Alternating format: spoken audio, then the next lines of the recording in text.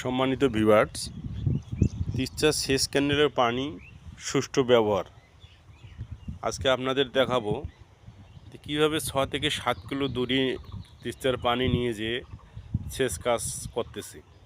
এই দেখেন সামনে যে উঁচু জায়গাটা, এই জায়গাটা হলো ক্যানেল। এই বাঁশঝাড়গুলোর ভেতর দিয়ে এই ড্রেনটি নিয়ে আসছে, নিয়ে এসে এই রাস্তার নিচ দিয়ে পাইপ বসে দিয়ে এই যে সামনের ড্রেনটা, এই ড্রেনটা সোজা চলে গেছে একেবারেই, এই যে ড্রেনটা, এই ড্রেনটা সোজা চলে গেছে একবার ওই বাঁশঝাড়ের শেষ সীমানা পর্যন্ত।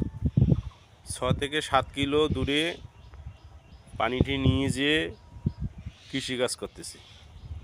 এরকম যদি প্রত্যেকটা দোলায় করা যায় তাহলে প্রত্যেকটা দোলায় একটা আবাদি জমিও পানির আওতায় বাইরে যাবে না।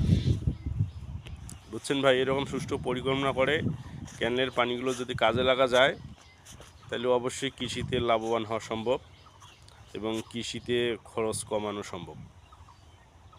এই যে আবারও দেখাই যে ওই সামনে উঁচু জায়গাটা, ওইটা হলো ক্যানেল। এই বাজারগুলোর ভেতর দিয়ে সোজা ড্রেনটি চলে আসে। ড্রেনটি কিন্তু একবার করেছে, প্রত্যেকবার করা লাগেনি। একবার যে একটু পয়সা খরচ করে করা হয়েছে ওটা থেকেই যায়, ওটা আর কাটাকাটি করা হয় না।